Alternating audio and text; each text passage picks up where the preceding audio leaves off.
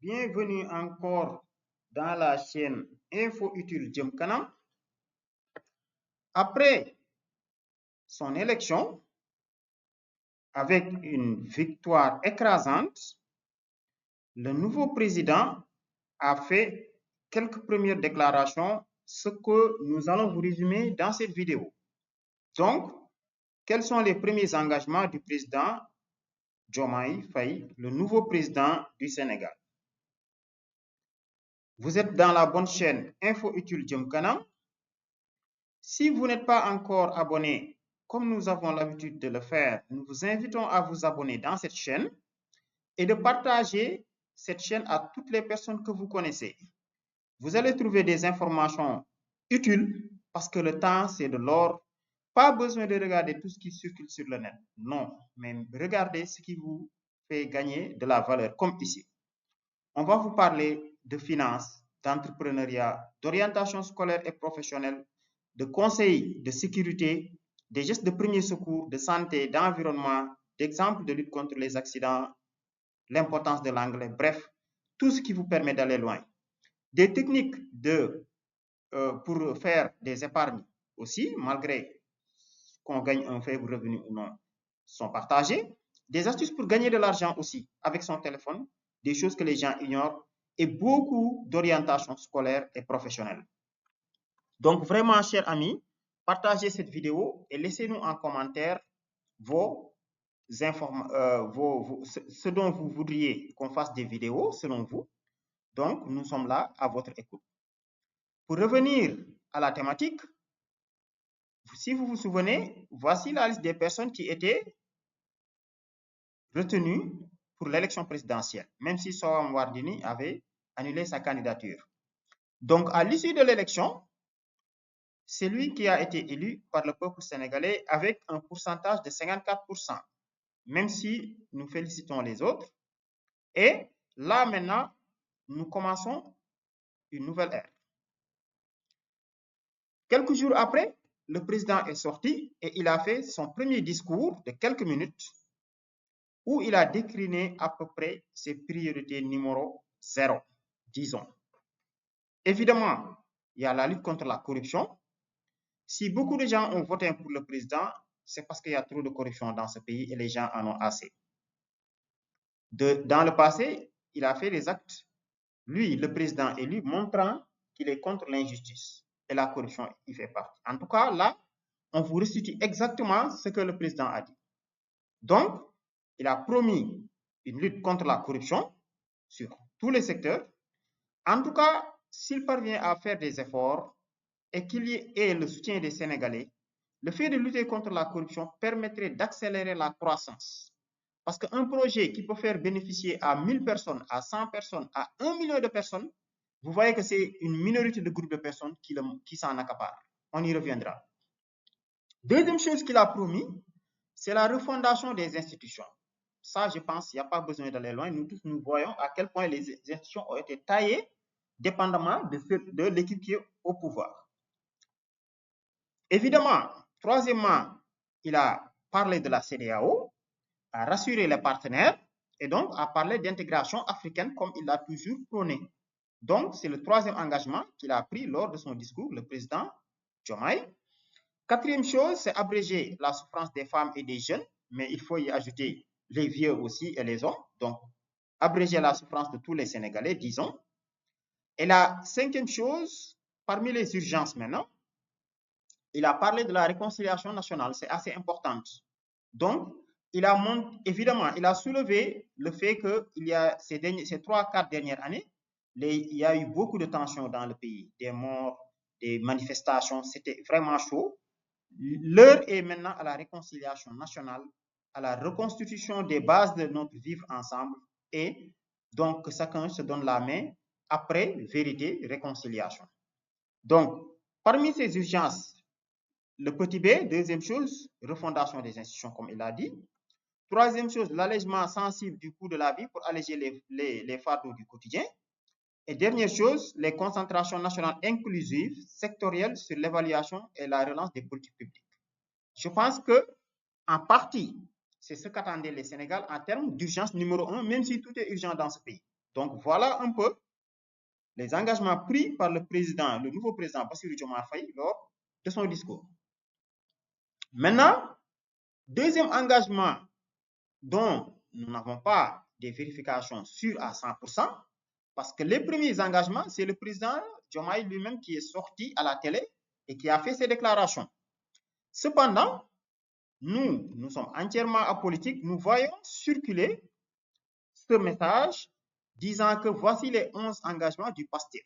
On ne sait pas si ce sera reconduit par le président ou non, ou si le président le confirme ou non. Mais parmi ce deuxième lot d'engagements, c'est l'engagement à supprimer les fonds politiques du président, supprimer ces structures budgétivores, HCT, CSE, ainsi de suite, où on ne faisait que caser de la politique clientèle.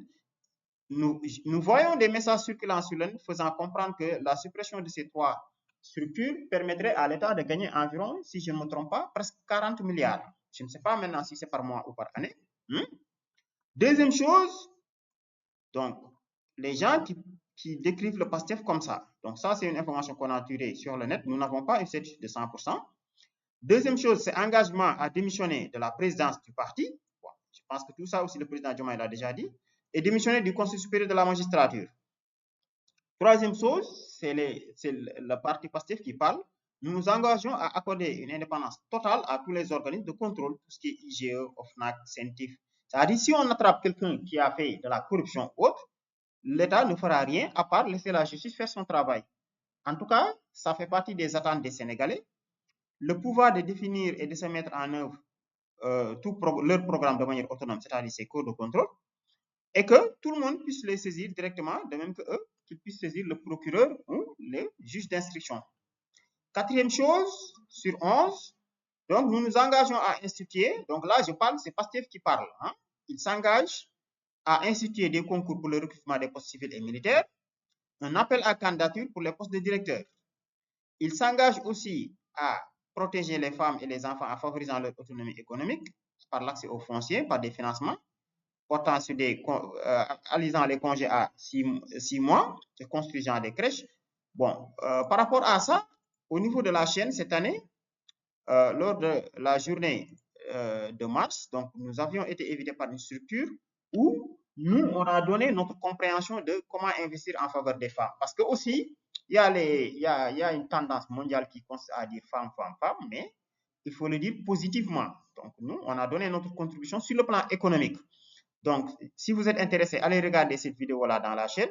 Et nous avons même montré aux gens qu'il y a des femmes, d'accord, on peut investir sur elles, mais pour d'autres, elles ont plus besoin d'une préparation que d'un investissement. Donc ça, nous l'avons déjà abordé. OK. Donc, sixième chose dont les gens de PASTEF s'engagent, c'est de négocier tous les contrats et conventions signés ou accords et qui sont défavorables au Sénégal. Ça, c'est très normal. Négocier un plan de sortie du CFA ou de le renégocier. Septièmement, il s'engage à institutionnaliser les rapports entre l'État et la religion en assurant un financement du but, en créant une institution dédiée. Il s'engage à créer 6 grands pôles régionaux dotés de zones industrielles, domaines d'activité, unités de recherche et de formation, ranch, modèles et équipés d'unités de transformation. Il s'engage aussi à promouvoir le bilinguisme en introduisant l'anglais depuis l'école primaire, remédier aux inégalités dans le système de rémunération, lancer une concertation nationale sur l'intégration de l'enseignement religieux et la scolarisation des langues locales, créer un ministère du numérique. Bon, ça, je suis en train de dire exactement ce que les gars de PASTEF ont dit, ce que j'ai trouvé, c'est pas moi. Développer un plan de résilience climatique pour une gestion efficace des risques catastrophes, recenser et intégrer les enfants de la rue dans les denrées modernes publiques, introduire l'enseignement religieux au niveau secondaire. 11e et dernière chose, c'est allouer un pourcentage des marchés publics aux startups sénégalaises, allouer un pourcentage des marchés publics aux artisans, rendre obligatoire la participation des Sénégalais dans le capital d'entreprises soumissionnables pour des marchés publics. Il y a des points positifs, il y a des points à rééclaircir de notre expérience, mais globalement, c'est acceptable, mais nous vous ferons une autre vidéo où nous allons vous donner notre point de vue par rapport à ces propositions-là. Quant au discours du président Diomaye de la dernière fois, bon là, nous n'avons pas grand-chose à dire, hein, à part que il y a des réalités. La déclaration et la réalité, c'est deux choses. Donc, dans les prochaines vidéos, nous vous donnerons notre vision. Maintenant, parlons du président Diomaye. Le président Diomaye Faye, donc comme vous le savez, bon là, on peut aller sur Google faire une petite recherche, taper Diomaye Faye. Bon, évidemment, actuellement, celui qui tape Diomaye dans le net sera vraiment servi. Donc, on peut faire comme ça. On peut prendre l'image. C'est juste pour habiller, quoi. Donc, allons habiller un peu. Vous allez voir. Mettons ici. On copie. Tac. On vient là. On colle. Bon, agrandissons un peu. OK. En fait, ce qu'il faut savoir, évidemment, il a fait ses études dans le département de Mbour, après le lycée de Mbour. Après l'obtention de son bac, son professeur a un peu parlé pour montrer qu'il était un brillant élève, discipliné, sérieux, surtout ça. Après son bac, il avait une orientation à l'université Gaston Berger, d'où je viens, de même que l'université de Dakar. Il a préféré venir à l'université de Dakar. Mais, en tout cas, d'après ce qu'on a entendu des médias, quand il était à l'université de Dakar, il n'avait pas où loger à Dakar. Donc, il était parti se débrouiller pour dormir dans des gargotes. Les gargotes, c'est les restaurants traditionnels, quoi, les restaurants assez basiques là du pays. Il avait trouvé donc un point de refuge pour dormir la nuit là-bas, le temps d'être stable certainement. Peut-être c'est vers la deuxième année qu'il a commencé à avoir une chambre. Vous voyez, ça veut dire que donc c'est quelqu'un qui a l'habitude de s'adapter malgré les difficultés. En tout cas, c'est quelque chose que nous saluons. Et espérons que la musique va continuer une fois dans les règnes du pouvoir. L'autre chose assez intéressante, c'est que la première fois où il a reçu sa bourse et le rappel de sa bourse, il est parti s'abonner pour amener l'eau dans son village. Ça, vraiment, c'est un acte qui est passé par le cœur de beaucoup de Sénégalais qui ont été touchés par cet acte-là. Donc, si c'est une chose qu'il a fait, beaucoup d'étudiants, quand ils perçoivent leur bourse, ils partent acheter des chaussures, d'autres, les femmes, des greffages, d'autres, des cheveux naturels, d'autres, ils font la fête un peu à cause des souffrances antérieures, mais lui, il a préféré se sacrifier, prendre une bonne partie de sa bourse pour amener l'eau dans son village. C'est un acte salutaire. Bon, par la suite, il a réussi le concours ENAM, une des plus grandes écoles de ce pays. Après, il a été recruté aux impôts et domaines. Il a fait beaucoup de travail. Et même après, il a participé à la mise en place d'un premier syndicat où il était jusque-là. Bon, en tout cas, il y a de bonnes augures. Après, il a démarré sa lutte politique avec le parti PASTEF de Ousmane Sonko. Ils ont participé au premier présidentiel avec tout ce qui s'est passé. Bon. Et donc là, on vous parlait de son premier discours en tant que président. Donc, globalement, c'était tout. Nous vous invitons à vous abonner à notre chaîne Info Utile Jëm Kanam. Laissez-nous un like, ça nous fera du bien. Et laissez-nous un commentaire. Maintenant, selon vous, quelles sont les priorités du président? Sur quoi il doit se concentrer en premier? Et le premier discours qu'il a fait, le président, pour dire voilà ce qu'il va faire. Si vous étiez un conseil, quels sont les conseils que vous lui donnerez? Évidemment, dire que je vais lutter contre la corruption, c'est une bonne chose, mais c'est trop vague.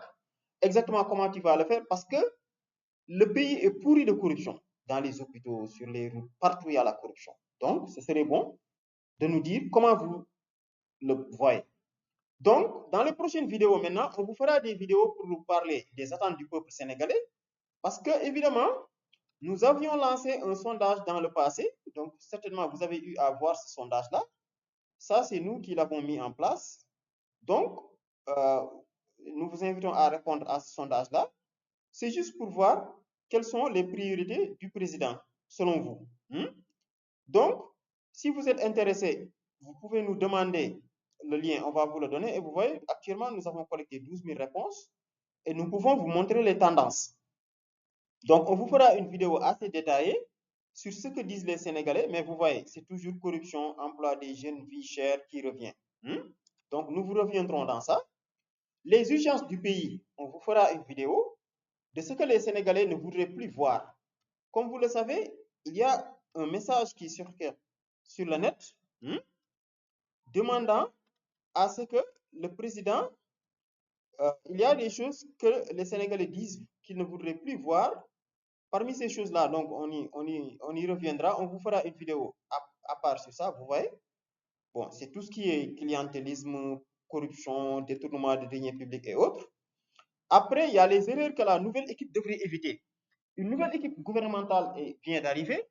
Nous avons, moi qui vous fais la vidéo et les membres de notre équipe, nous avons la chance d'avoir beaucoup d'expérience, aussi bien entrepreneuriale, dans l'investissement, dans l'entrepreneuriat social, ainsi de suite. Donc, nous avons cumulé beaucoup d'expérience et ça, c'est des conseils qu'on peut vous donner, pas seulement au président, mais que vous soyez ministre, directeur ou même un membre du PASTEF. Des conseils aux pastefiens, donc vous qui êtes dans le parti PASTEF, vous venez d'accéder au pouvoir, nous vous donnerons un certain nombre de conseils assez capitaux, mais là, je n'attends pas. Donc, la première chose, le premier conseil qu'on vous donne, ne faites pas l'erreur des régimes passés. Tout ce qui est, une fois élu et arrivé au pouvoir, que ce soit le PS, le PDS, et surtout la paire, ils ont été hautains. C'est comme si ils ont oublié avant leur accession au pouvoir. Donc, tout ce qui est corruption, au lieu de nommer les gens par les compétences, ils nomment seulement les gens du parti. Bon, bref, la liste est très longue, on y reviendra. Et des recommandations fortes que nous ferons pour ce nouveau régime, surtout les secteurs dont nous sommes spécialistes et sur lesquels nous travaillons depuis longtemps, tout ce qui est nouvelles technologies, environnement, chômage, emploi, gouvernance, etc. Donc, c'est tout ce qu'on voulait vous proposer lors de cette vidéo. Nous vous invitons encore une fois à vous abonner et à nous laisser un commentaire. Selon vous, quelles sont les priorités du gouvernement? Pensez-vous que cette vidéo, on doit le faire en Wolof? Si oui, dites-nous-le en commentaire. On va faire une version Wolof qu'on va envoyer aux autres. Mais vraiment, abonnez-vous et partagez cette vidéo à toutes les personnes que vous connaissez. Sur ce, on vous dit merci les amis, bye et à la prochaine.